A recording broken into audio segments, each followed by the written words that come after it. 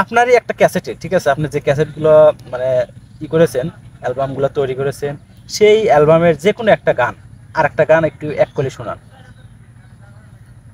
মাটির মানুষ ভেবে একটা পাথরের মূর্তিকে ভালোবেসে ভুল করেছি, সে ভুলের মাসুল দিতে কত যে দিন রাতে নীরবে নীরবে কেঁদেছি। আমি তবু করে যাই দোয়া, থাকো সুখে থাকো ওরা, কারো না কারো হয়ে সঙ্গিনী।